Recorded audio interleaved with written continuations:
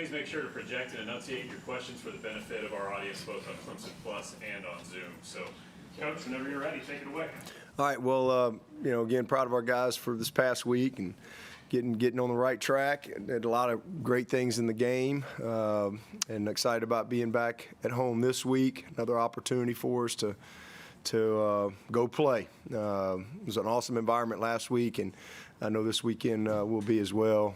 Night game in the Valley is always a lot of fun, so look forward to being a part of that. This is a really dangerous football team coming in here. A team that they got some weapons, they got some tools. The quarterback's been around.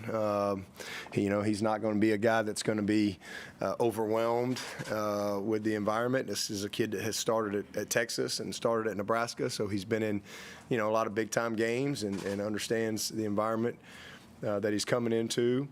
And offensively, they do a lot of really good things that challenge you. They've got a really good scheme.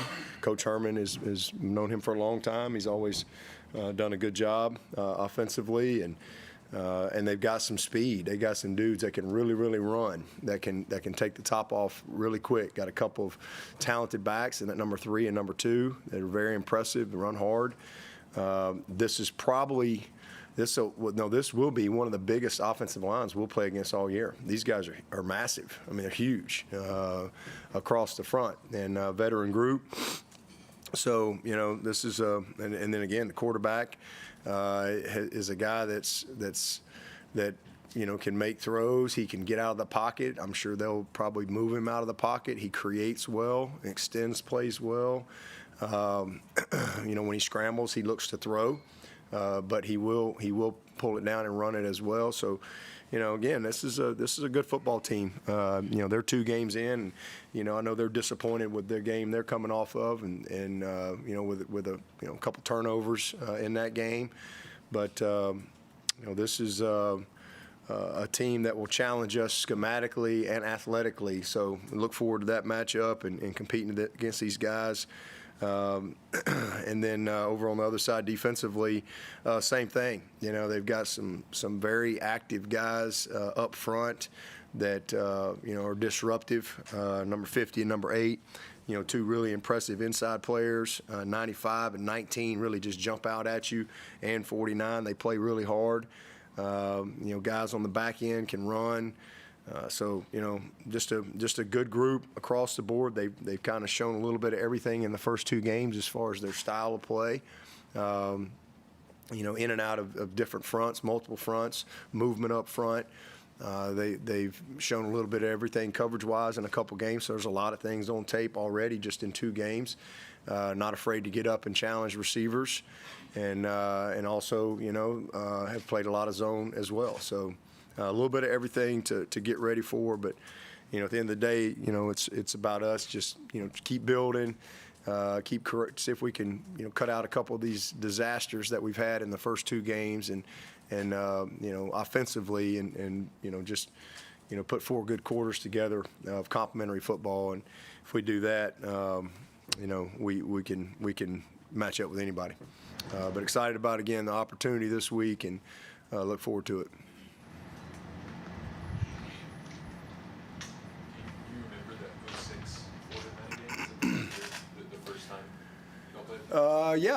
Yeah.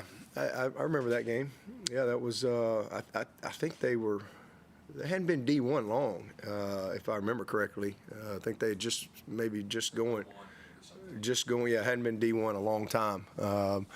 But it's always been a program that I've been down there, ridden by the campus a lot, and it's one of those places you go, wow, now that'd be a cool place to coach.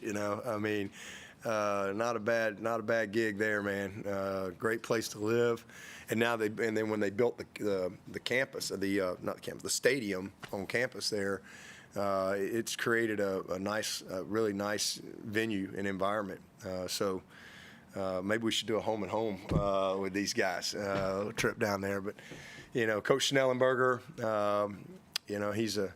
he's a guy that kind of put that program on the map, and I got a lot of respect for him, and go kind of way back with him. He was an Alabama guy at one time as well, and on Coach Bryant's staff, and and then actually played against one of his teams when he was at Louisville my sophomore year at Alabama out in the Fiesta Bowl. So amazing what they've done with that program over the years, and they've had some really good coaches come through there and a bunch of good players. Dabo, how would you evaluate Kay's performance in terms of seeing the whole field and then making on-time throws to receivers that are Been really good outside of about 5 plays. Really good. Those 5 plays have been bad. You know, he's been really, really good. I mean, we were 80% completion the other day, 40-something passes with all the quarterbacks, and he was, what was he, 67-8% or whatever. So he's been really good, really, really good. He's got a great understanding. He's just had a couple of plays that he wish he could get back, but you know, you don't get them back, so you just keep. It's just good learning, teaching opportunities for a young starter, and he's just going to get better and better and better. Is it really just watching film to kind of help you improve on that, or is there stuff you're trying to do in practice to help him out? Or? You just got to play. I mean, you know, you can only get. He can sit in there on the film room all day, and he's got every answer. He's a natural. I mean, he gets it on every level.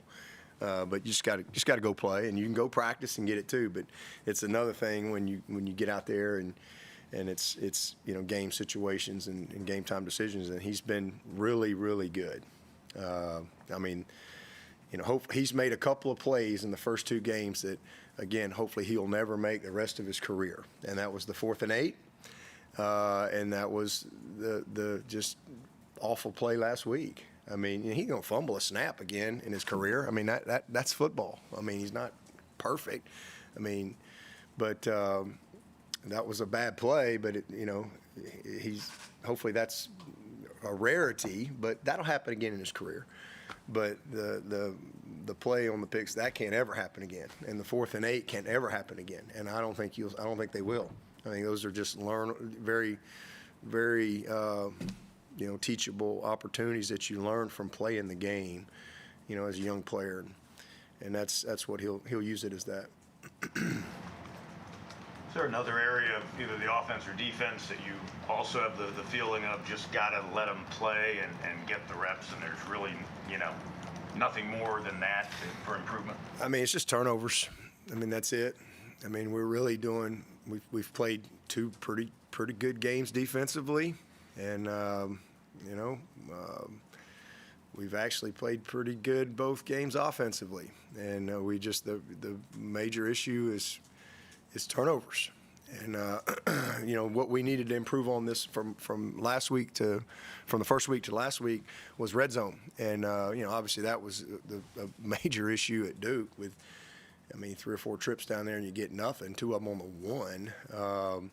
So we scored every time in the red zone, and you know, not counting the last time where we just ended the game, but 7 true red zone opportunities. We were 6 out of 7 touchdowns and 7 out of 7 points, and so, you know, that's the expectation of what we need to do down there. So it was good to see that. It was good to see us finish. We just played cleaner in that area. So the biggest thing is just let's win the turnover margin. We're not going to be a great football team if we keep losing the turnover margin. I don't care how good we run it, how good we pass it, how good a defense we play. You know, that is a great equalizer against any opponent, and so that's something that we hopefully can get that out of our system. We need to go on a run of winning the margin, or at least being even. You know, we don't have to be perfect, but we got to at least be even. And you know, I'll take those odds. How do you teach guys not to turn the ball over? Just fundamentals. I mean, again, you know, you look at the turnovers that we've had. It's you know, one was just a collision, but we let a guy spin out of a down block, and that kind of created the collision. That doesn't. I mean, football's a collision sport. You sign up, play running back. You gotta hang on the ball. So it's just, you know, making sure that you got the ball high and tight. It's again, we've had a couple ball handling issues, a snap, you know, that was just a little off, that, you know, we didn't handle the ball well.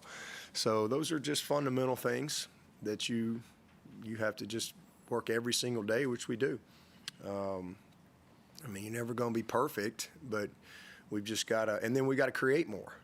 You know, that's another thing. You know, we've got to, we got one this past week. We needed two, you know, to get even. We had two the first game. We needed three. So we just got to find a way to not have as many and see if we can get a couple more. And you'll be amazed at what happens with that. Because we got good players, and they're playing hard. They're doing all the things that I really want to see, you know, from a football standpoint, that gives you a chance to line up and play with anybody. What's it like? You talk about you've got these great talented kids, and they're playing good football. They're just making these kind of things. What's this feel like for you to be like? I imagine you're like, we're going right there. Like, it's just this little bit. Yeah, I mean, it's frustrating when you got, again, but that's football, you know? I mean, sometimes the ball doesn't bounce your way, and sometimes you get fortunate on the other way, too. So it's just football. I mean, they're young people. You just keep going. I mean, as long as they're playing hard and you know, giving you the type of effort and I see the type of commitment in our preparation, and these kids care. You know, hey, you know, you just keep playing, you just keep going, keep showing up. We got a good team. We got a good team, and got a long way to go. We got a lot of battles ahead. I think it's a team that's going to show up and compete and fight every single week. But you know, you have to. You know, we always say don't lose to Clemson. Like, let's take care of the things that we can control. You know, other teams are always going to make plays, and you know, they got good coaches and good players too. But you want to minimize the things that can really make winning harder. So, I mean, you hurt for the player when you see certain things, because nobody wants to. These guys don't want to fumble the ball. They don't want to make a bad decision. Nobody wants to do that. So you just, you know, but we're all in it together, and you keep moving forward. I guess at left tackle, are you guys closer to picking just one, or do you think you could rotate these guys?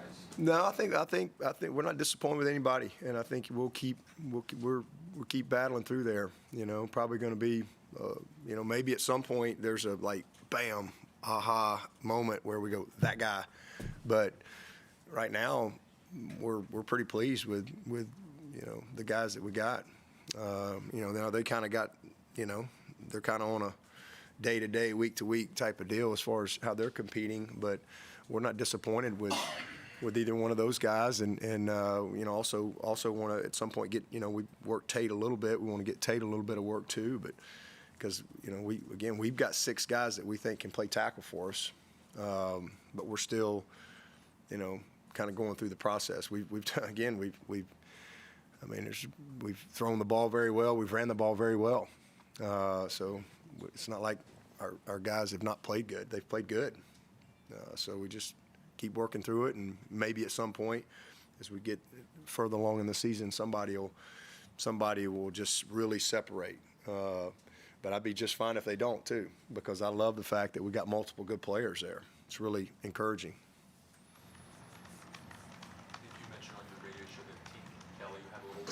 Expecting to get him back? Yeah, he's going to be back this week. He and Cole will get both those guys back, which is good. You know, I hate Cole missed this past week, but he'll be back for sure. And then Tink is available if we need him, and a guy that we're really excited about. I mean, really, really excited about, and a guy that probably would have, you know, last year and the year before would have been right there in the mix. But with Antonio and Tyler, you know, we feel like we might can hold that kid if we can. So we'll just see what happens. But he's ready if we need him. Is Nakuba okay, or is he? He's day to day. Okay. He's day to day, but doing good.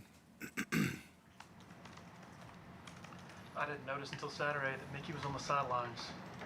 What's that? I didn't notice until Saturday that Coach Kahn was on the sidelines. Yeah.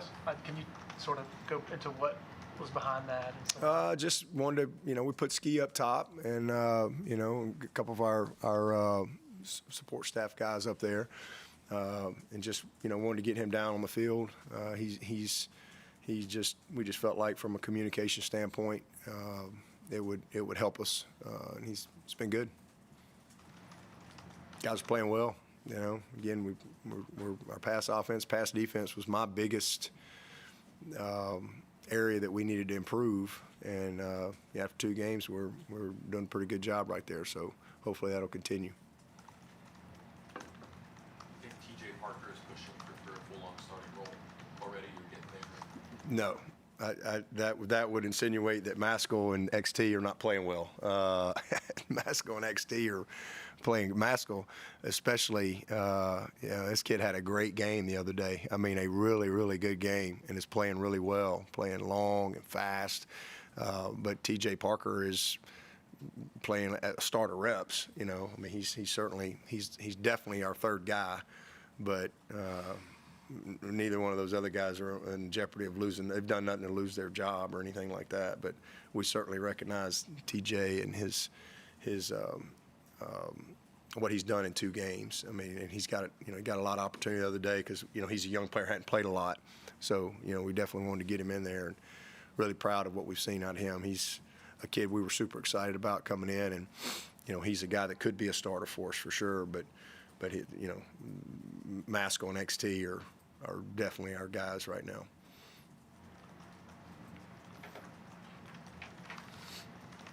Any questions? Oh, go ahead, Johnny. You talked about a lot of the low catch. You were very impressed by it. I think there was another sequence where he got blown up on a block. Yeah. 2 plays later, takes a catch. Yeah. First down. I mean, what does a sequence like that say about him? Well, he's a tough kid. I mean, he's tough. He's kind of always had that mentality. I mean, he's a tough. You watch him back in high school. Kid's got a little swagger to him, got a little grit to him. That's one of the things we liked about him coming out of high school. So he likes to play. He likes to compete. He's a competitive kid, and he really believes in himself. He's got a ton of confidence, and it was a lot of fun to see him. I mean, again, I told y'all coming in, he's not a guy we were counting on. I mean, if he's available, that's going to be a great plus for us. So really happy for him that he's been able to get back, because again, he missed all of camp, and got about, I guess he got about the last 9 or 10 days of practice before we got into the first game. So,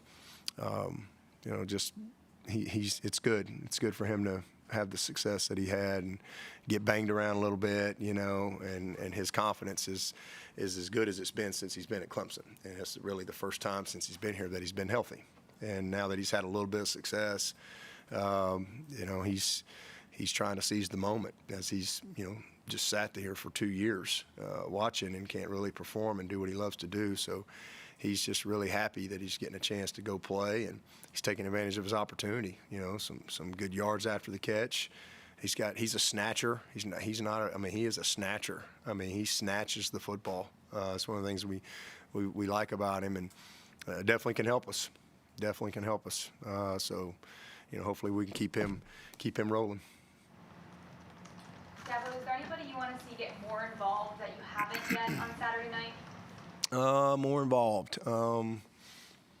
I mean, not really. I think the ball's been spread around, pretty good, all position groups and those type of things. And then obviously, with a game like that the other day, you play a lot of people. I mean,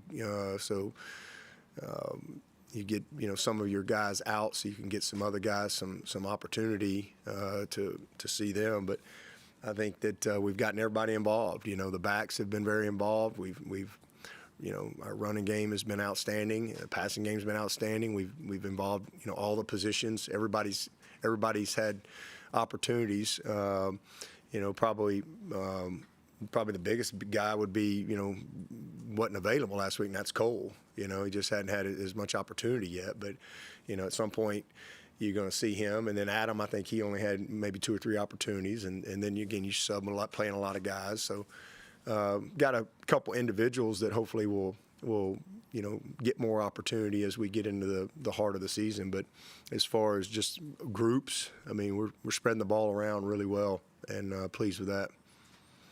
You have an outlook for Vic Burley and how he's progressed? Yeah, he's back. He's back in practice this week. So we'll see how he does today and tomorrow. Today will be full pads day, and tomorrow will be a shells day. but he just got put back in last night in the practice, so we'll see. But he's a guy that we hope is going to be able to help us. So we'll just have to evaluate him as we go through the week. So But he's coming. He's not in that red shirt possibly? No, he was set to play. He was a definite green light play guy until he got hurt. And that's still kind of the case right now. But let's see how he responds and where he's at as he works his way back into playing. What kind of difference have you seen in Jaden Lucas? He was here yesterday and told us his confidence is really. Yeah, total transformation. That's the number one thing. He had no confidence last year for whatever reason. Not a very confident kid. Didn't practice hard all the time, and just maybe not hard, but just didn't practice with confidence. Just didn't. He was injured. He had to have surgery and all that stuff, and he's just a guy that for whatever reason just. It's like he did. I'm not sure he really believed in himself like he needed to last year, and as a result, just wouldn't quite cut it loose, and just really practice the way he needed to, prepare the way he needed to, and it's just been. But that's football. That's just the way it is. I mean, these kids, they all, the light comes on for them at different stages, and he's just had a different look in his eye since the summer and really spring, and because we knew we were going to have to do surgery on his shoulder, but he really wanted to go, and so because we could have done it earlier, but he wanted to get 7 practices in, and then timing, so he knew he could be back because he really wanted to go compete. So he was able to gain some confidence from that, and just had a different mindset to him, and then he carried that into the summer. But since we got into camp, that kid's just had a different demeanor, different look in his eye. He's just kind of come into his own, and I think really truly believes that he can be a great player. Everything that we've told him, and but I think he's buying into that, and not only that he can be a great player, but buying into doing what it takes to be a great player. From a preparation standpoint, film study, your practice habits, the holistic approach to what you got to do off the field, whether it be your nutrition, your sleep, your maintenance on your body in the weight room, whatever. And he's bought into that, and it's been fun. He's an incredibly gifted kid. He's long, he can run, he's physical, and he's got excellent ball skills. So he's a really, really talented player, and has positioned himself to be. He's right there. We got 3 guys that we kind of see as, starters, and then we got the next group where there's a lot of competition going on amongst some good players on who's going to emerge out of that group. So is it Toriano? Is it Shelton? Is it Avion? Who's that next guy to run in there?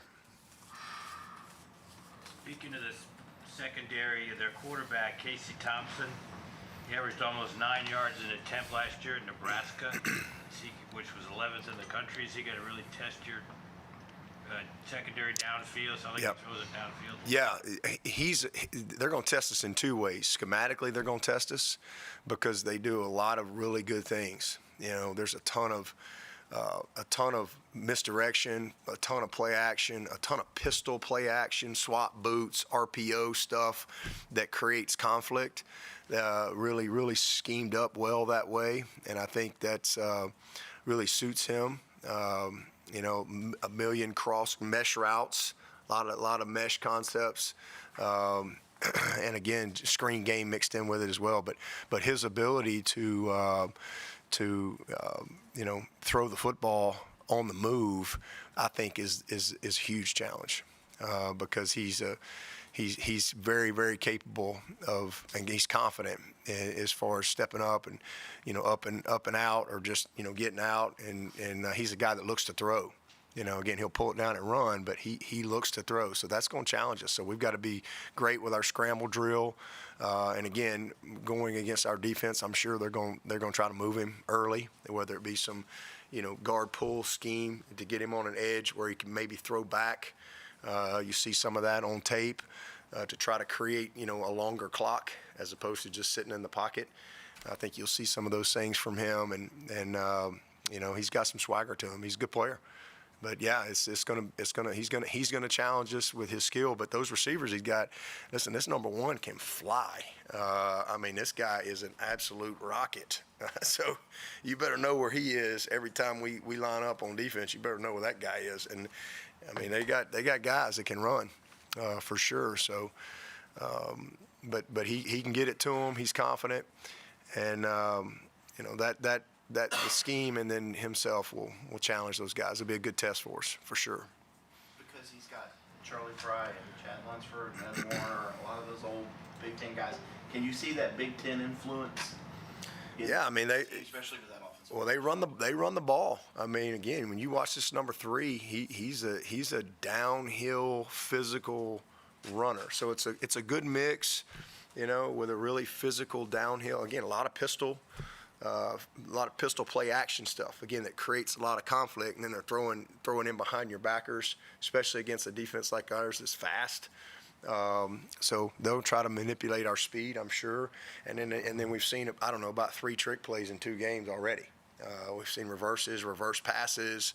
We've seen it all. So they've been very creative in their first couple games, and the physical run game presence is definitely a part of what they want to do, and it creates a lot of because again they want to be a play action football team, RPO type of a deal, and so you got to have that, and you certainly see that. And then they're huge. They're big dudes up front. One guy's 6'8", 300. They're all 300 plus, so definitely can see they're trying to build something special down there. As you mentioned RPO, I know you said that Cade was a little indecisiveness in the first week in that facet. Do you feel like he was more decisive to step forward? I don't think he's been indecisive with the RPO game. I just think just indecisive with more the pull run, not really RPO game. He's not been indecisive with that. There's just been a couple of things like let's make a decision, and that what I meant was on that turnover down there. That wasn't an RPO. That was just being decisive in the run game. The RPO game has been really good. We almost had one for a 90-yard touchdown. We're about that far from Bo being out of bounds. That's an RPO. We have several of those things. He's got a great feel for that stuff. He's really good. He's just got to eliminate the 2 or 3 bad plays, or just make them bad plays. We can live with a bad play. We just got to get rid of the catastrophe, and and we will. He's doing a lot of great things. I know we just focus on a couple of bad plays, but this kid's done some great stuff in 2 ball games. That's incredibly encouraging, and just going to keep getting better from there. I think Brooke was talking to us a couple weeks ago that said that Peter Woods was bench pressing 475 when he got here. Have you had a stronger freshman arrive? A stronger freshman? I don't think so. We've had some kids that have shown up, really strong, but I don't think we've ever had one stronger than Peter Woods. He's unique. Great, again, came from a great program in Alabama, 7A, well coached. Football at Thompson High is it's important down there. They take it serious and they work hard at it year round, and that's what he's been exposed to since the 8th grade. He's been playing varsity football since the 8th grade.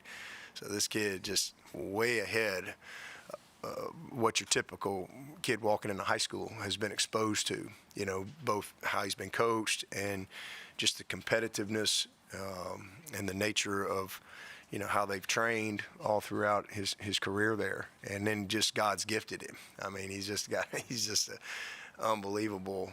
He's got a lot to work with, but he's put a ton of work into, and then naturally he's just so gifted. Just a powerful kid. Was it early in Chad's time here when y'all would visit with Ohio State staff and Herman was a part of that? Yeah. We visited with them multiple times. In fact, they came down here.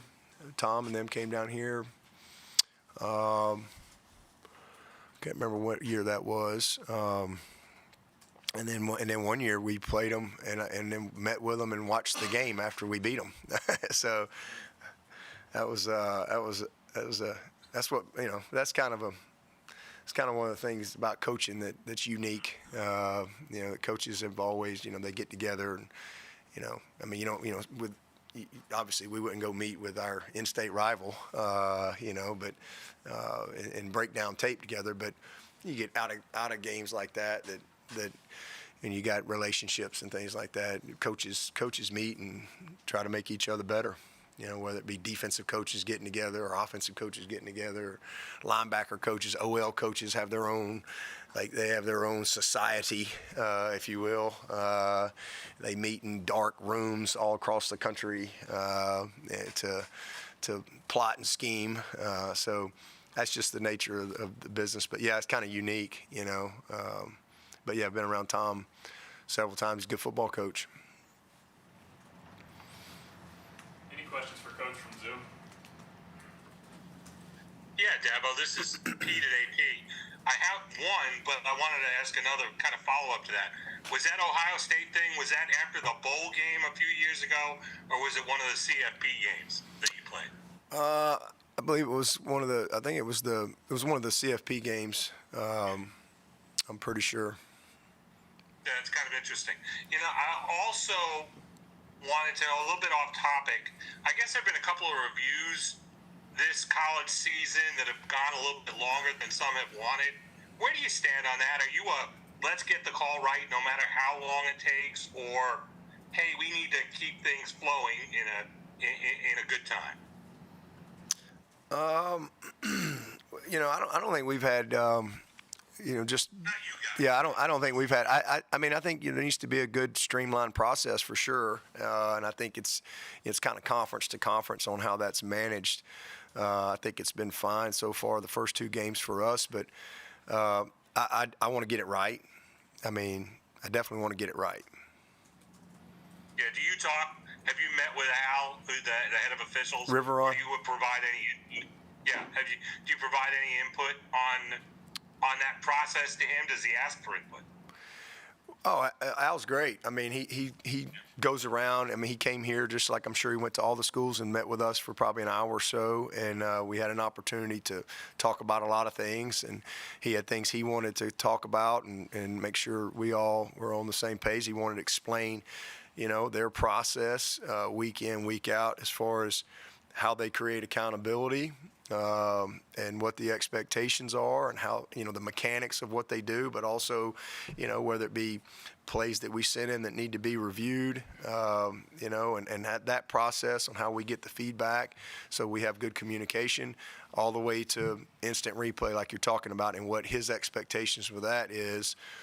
So, yeah, I mean, he's been great. I really like Al, and I think he's got it, you know, good control of what he's trying to do, and they got a new, I guess, command center that they're working out of up there in Charlotte. And you know, after two games, I don't have any complaints or anything like that. Yeah, thanks, Dabo. Appreciate it. Okay. Anybody else in the room for Coach? It's only a 2-game sample, but first down timing rule change. Any thoughts on that? Has it? Yeah, you feel it in the fourth quarter. You know, you feel it a little bit. You know, that's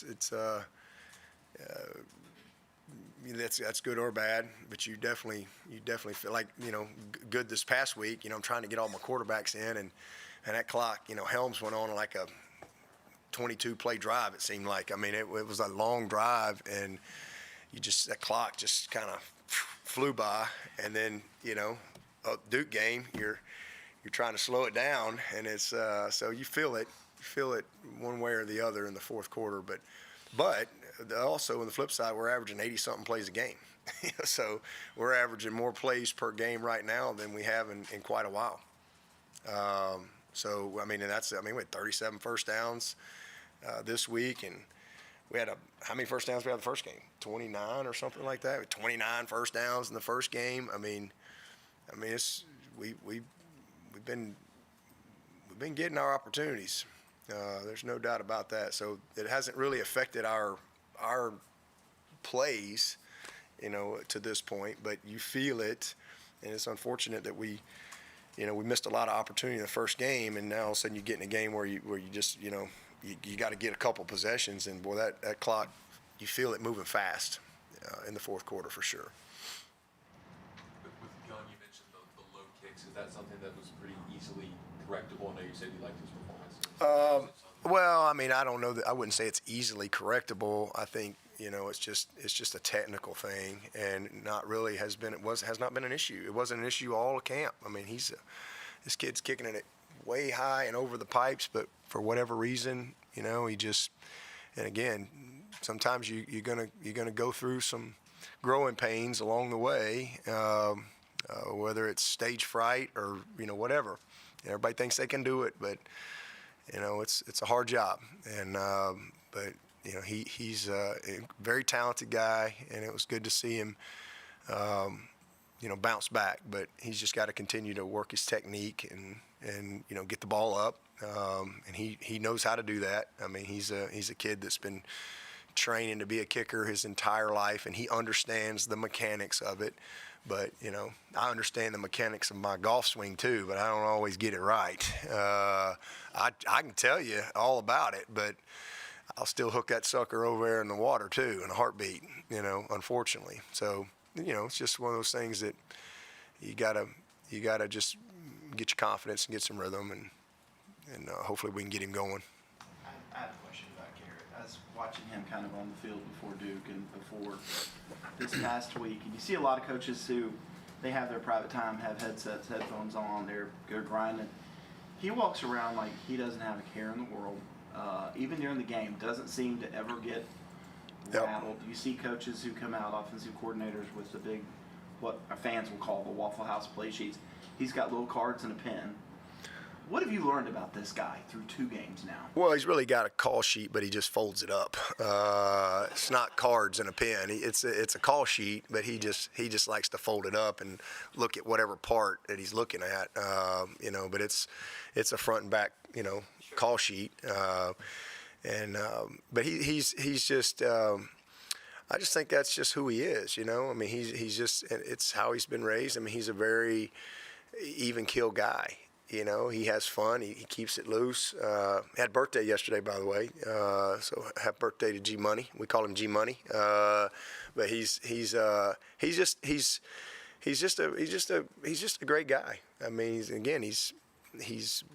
he doesn't walk around like he's got all the answers or anything like that. I mean, he wants collaboration. He asks a lot of questions. He loves input. I love sitting in the quarterback meetings with him. It's like we're sitting around at Melrose Place or something. I mean, it's just this chill environment. He's not a high-strung guy. So I think that's just a kind of who he is. I mean, he's played quarterback, and he loves what he does. I mean, he loves it. I mean, he loves ball, and he understands the good and the bad that comes with it.